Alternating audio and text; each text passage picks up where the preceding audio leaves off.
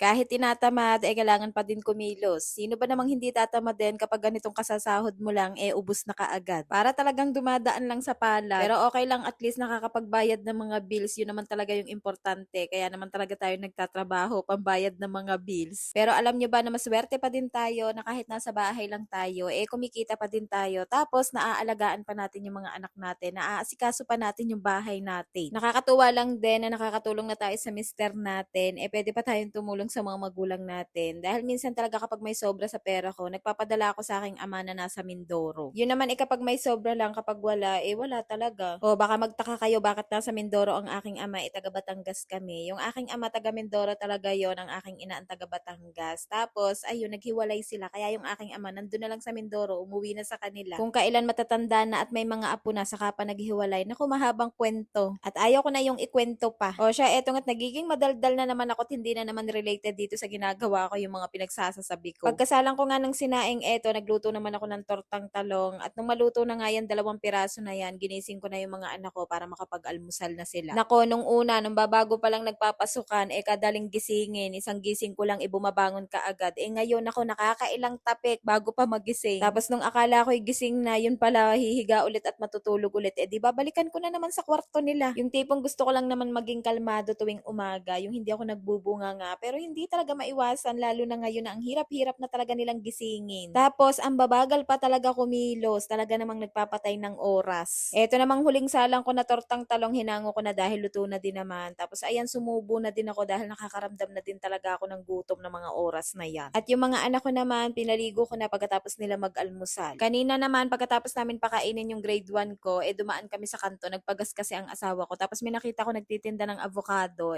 Avocado lang sana ang bibilhin ko. Tapos may nakita ako nitong Bangkok na santol. Bumili na din ako. Naalala ko nung bata pa ako, yung Bangkok na santol, inaakyat ko lang sa puno ng may puno. Hindi kasi yun aming puno, nangunguha lang talaga ako. Pero lulahin ko din naman. Tapos yung avocado naman, nanlilimot lang ako niyan. Tuwing umaga, pupunta na ako dun sa may puno ng avocado. Dahil tuwing umaga, ang dami talagang mga patak na avocado. Sa salas namin, ako nakakadalawa or 3 beses ako sa pagmamap ng sahig dahil mayat maya talaga madumi. Eto namang CR namin, hindi ko na nalinisan nung naligo ako kanina dahil gahol na talaga sa oras, nagmamadali na din talaga ako. Kaya ayan, nung hapon ko na nga lang nilinisan. Simple lang tong CR namin, maliit lang, pero alam nyo ba, sa totoo lang, pangarap ko talaga magkaroon ng CR. Dahil nung bata pa ako, may CR naman kami, kaya lang yung CR namin, pinagtagpi-tagping sako, tapos wala pang bubong. Kaya dun sa CR namin, ako, masisilipan ka talaga. Tapos kapag magbabagyuhan, masisira yung CR namin, tapos ayun, manghihingi na naman kami ng pantagpi. Madalang ko lang talaga isama sa video ang paglilinis ko ng CR dahil tingnan nyo naman, ang hirap talaga kumilos at ang liit lang talaga nitong CR namin. Pero palagi ko talaga yung linilinisan. O siya, paano, magpapaalam na ulit ako. Hanggang dito na lang ulit for today's mini vlog. Salamat sa pananood.